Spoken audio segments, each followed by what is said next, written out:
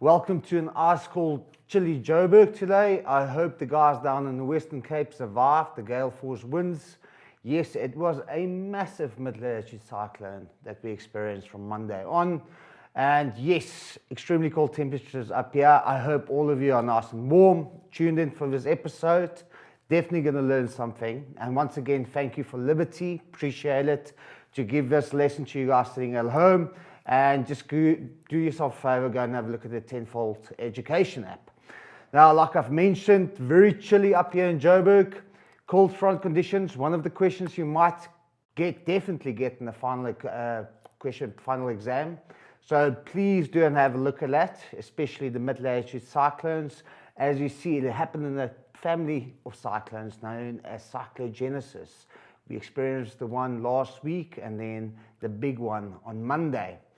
So last week we concentrated on last year's final question paper, 2019. And I'm still going to use that question paper, and I do hope you have that question paper nearby, because we're going to have a look at question 3 and 4. We already looked at question 3 last week, and we're going to continue with question 3 and then with question 4. Now remember, question 3 and 4 consist of settlement geography and economic geography. Very important. Okay. But let's get straight into it. And I want to go to figure 3.5. And it's a question regarding food security. Now, before I'm going to look at the questions, I just want to concentrate on a couple of things. Let's define food security. Okay. That's the first thing that we need to pay attention to. I'm just going to make a number 1 over there. Then let's look at the cartoon itself. Great news, you guys. The media says we're no longer hungry. We're just food insecure. Okay. And there's a little banner that says no hunger, only food insecurity. And someone sitting over here, a beggar, willing to work for food. Now, before I'm going to look at those questions, I just want to show you and share with you the importance of our economic activities. And I'm going to use 2 examples quickly. I'm going to use farming, and when I'm using 2 examples, I'm going to look at 2 types of farming activities. Crop farming, and let's look at grape farming. Okay. Now, the importance of this. Now, very importantly, great task, primary activities plays a vital role in South Africa's economy. Simple reason, because not only does it produce food for the nation, but it also produces an income for the nation. It adds to the GDP. So I'm going to use a simple example as crop. Now, crop farming, the farmer, basically it's a primary activity taking place. It's the farmer with its machinery, with its worker. But essentially what we do with the crop, what do? We process it.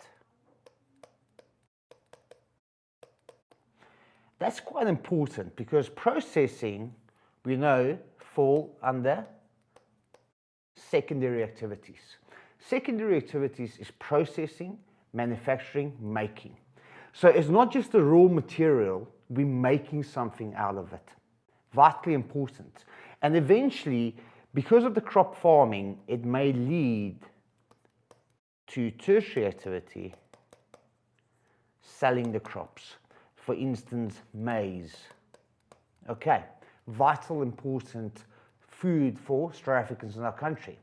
Another example, just want to use a different color pen. If you look at, let's say, for instance, grape farming. Grape farming in the Western Cape, vitally important, right? We can use it for table grapes that we consume, or they can process it and make wine from it. Now, very importantly, the wine gets exported. So we are earning more GDP. We're earning foreign income. Okay. And with foreign income means more money for the government. Okay. So that's why I beg to differ that we need to concentrate so much on primary activities. Not only does it allows us to earn money from overseas, but also, very importantly, it provides us with food security. Now, if we don't have these primary activities, it means we will have to import food at major costs. Okay, much more expensive. So it's much better to produce the food in South Africa ourselves. Now, once again, we have the situation in South Africa where we're dealing with commercial farmers and subsistence farming. Now, commercial farmers are there to make a profit, to be able to grow, to sell their produce, and to make money. And subsistence farmer is just there to farm for himself. But more important over here, the commercial farming can produce more food for the nation, and we can make money from other countries through this process. Subsistence farmers are usually just farming for themselves. So they don't focus on a specific product. They focus on random products such as cattle, goats, crops, whatever.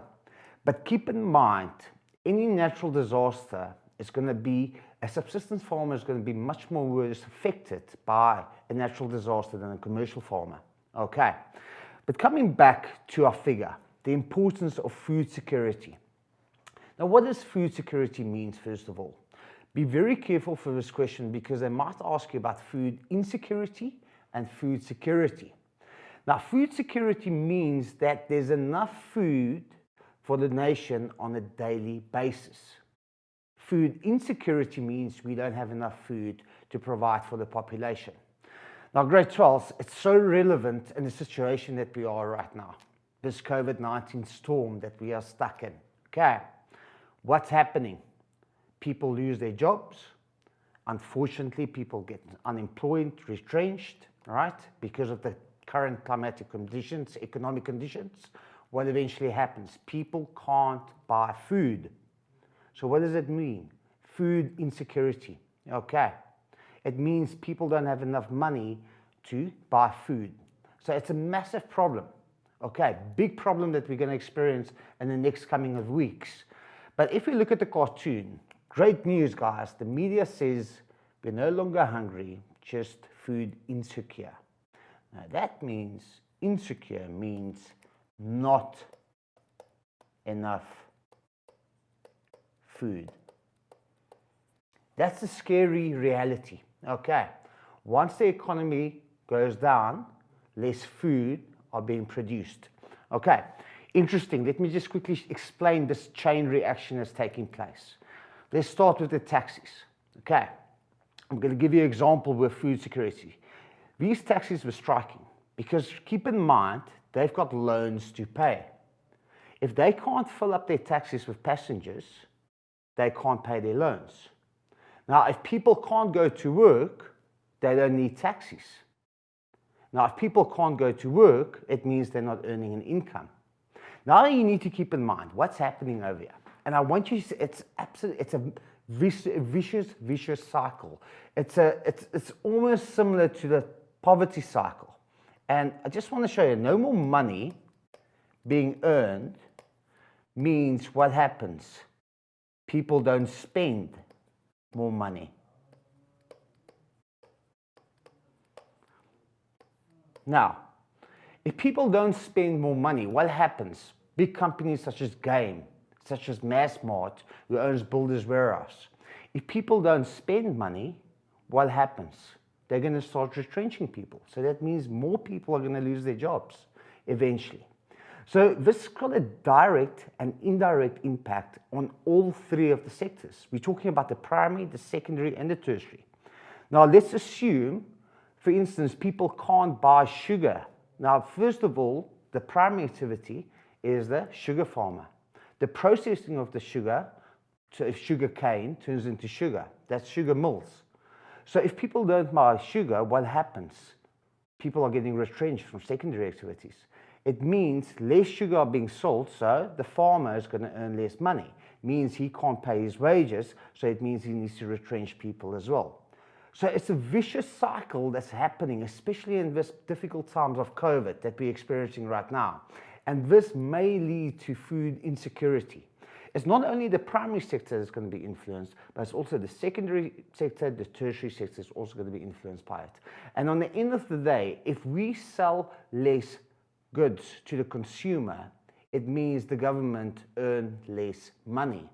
And when the government earn less money, it means there's less money to help the unfortunate people that's jobless. Vicious cycle, grade 12s. Please pay attention for these questions during the prelim exams and final exams. They might come up.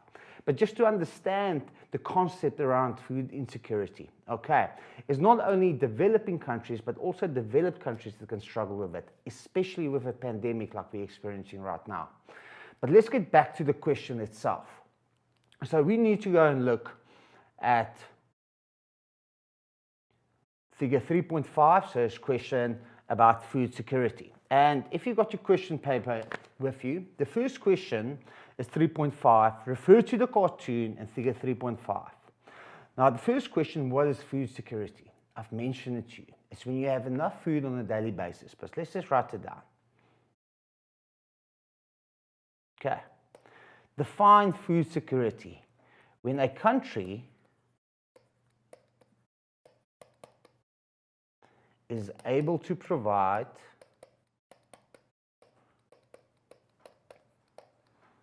enough food for the population.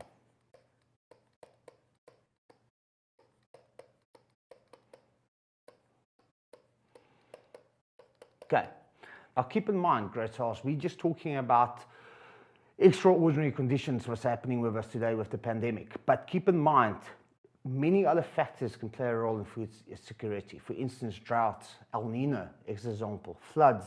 You need to keep in mind, a farmer only receives most of the time one paycheck a year, especially when he's crop farming, okay? So if he might experience a flood or drought, a bad season, it means less food's gonna be produced. So it may lead to food insecurity, okay? Incorrect farming methods as well. We're gonna discuss this in a couple of minutes, just to keep that in mind. If you look at our second question states, why does the use of the words great news not align with the message of the cartoon? Now, if you're going back to the cartoon, nothing is great about this situation over here. It's quite a dire situation. The guy is going through rubbish, looking for food. So what we can also add over here, the guy looking for food might be uneducated because he reckons food insecure means it's great news, but it means it's actually bad news because it means there's not enough food for the population. So our correct answer at number 3 will be, let's just write it down. At number 2 is people are still searching for food.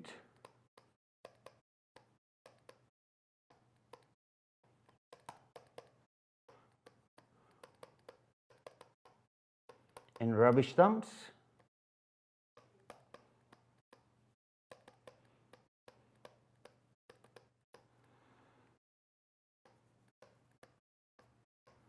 As you can see, still unemployment because people are begging for food. Now, grade 12s, I want you to do yourself a favor. Tomorrow when you get in the car, just look at the dire situation currently in South Africa. I don't want it to be negative, but it's reality. Look at how many beggars we see at every traffic light, at every stop street, okay?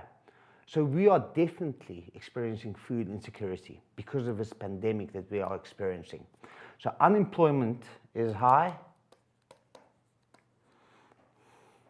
People are begging on the streets.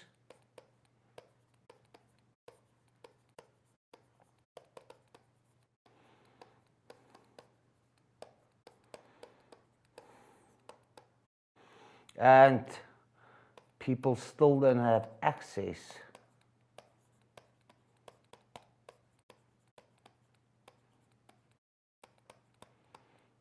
to healthy food.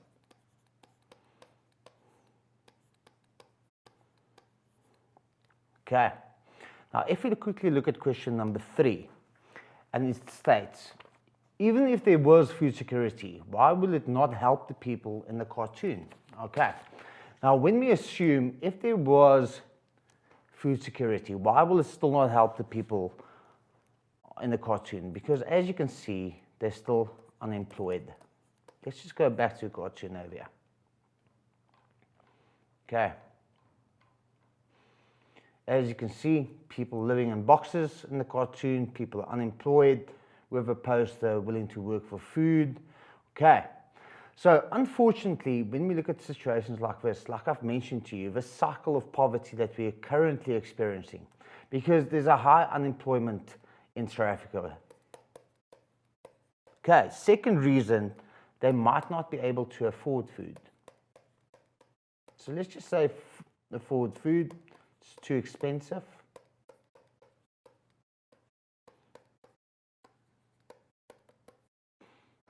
Sorry, just let me wipe this off. Expensive.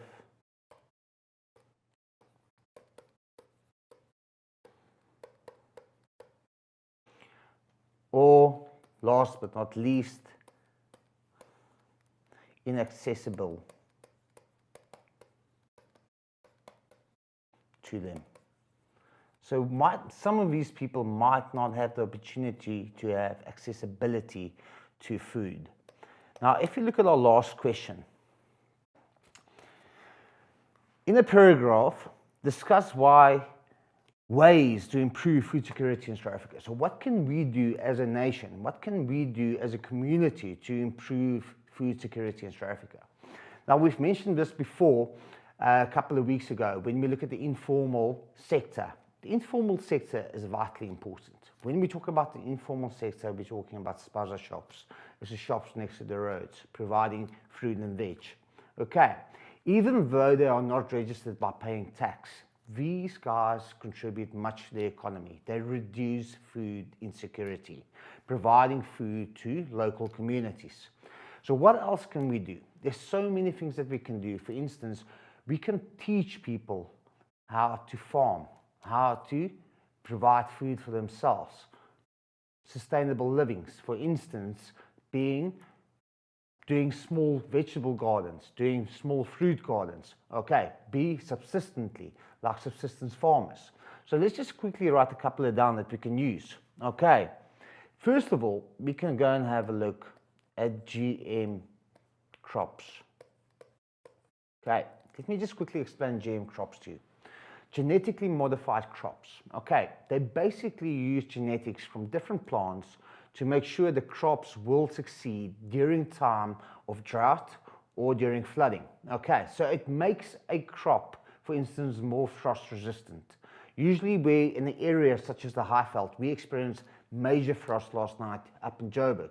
So what they basically do is they create crops that can sustain these very cold conditions like we experienced last night and will be able to survive it. Okay, so what does it mean? It means we can plant more. We can produce more food because we will not experience a disaster when we experience frost like last night, for example. Okay, also with pesticides, for instance, insects that used to feed on crops, that basically they use genetically modified crops and pesticides for the insects not to attack the crops, so we can grow essentially more. If we look at another reason that we can mention over here, okay, what we can do is improve farming methods.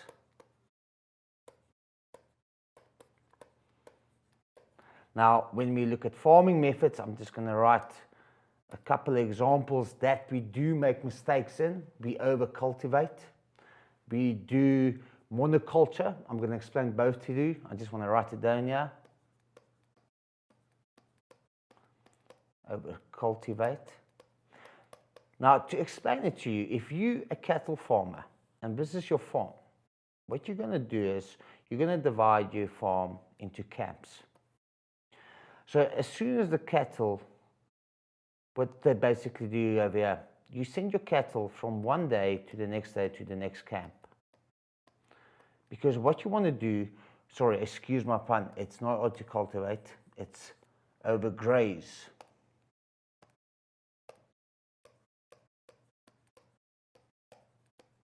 Okay, so you move your cattle around to different camps. The simple reason you do it, because you give the vegetation an opportunity to heal, to grow again. Because what happens when overgrazing takes place, it means you loses all the vegetation on the surface. And eventually when it rains, when the wind blows, what happens? It leads to soil erosion. So your topsoil goes lost. All the nutrients are washed away. So overgrazing, massive problem. So we can teach the people to not overgraze, especially when they farm with cattle or sheep. Okay. Another problem that we experience is monoculture. Okay. Monoculture is planting the same crops year after year.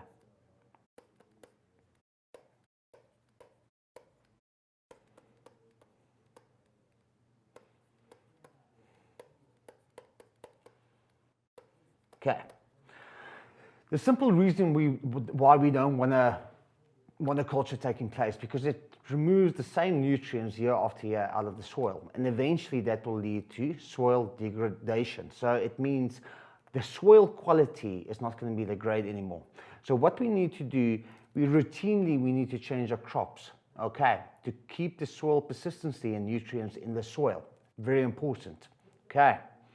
Another reason that we can mention, okay, we can have a look at the government. Can look at farming incentives.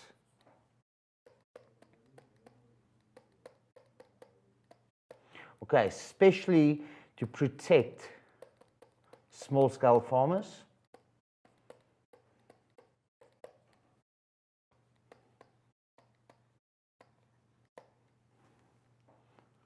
And eventually that will increase food production.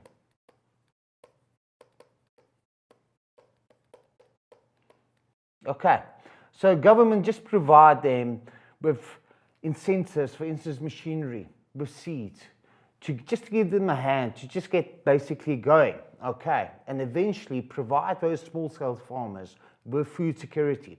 Now, when we look at small-scale farmers, these farmers can also provide for the communities food, and that will lead to less food insecurity, okay. What we can do as well, create employment opportunities.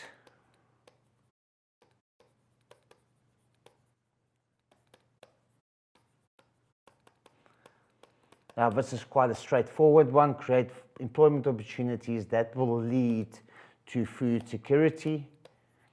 Because if more people is working, it means more people can afford, basically, food to buy. What else we can use as well? We can say water and drought management.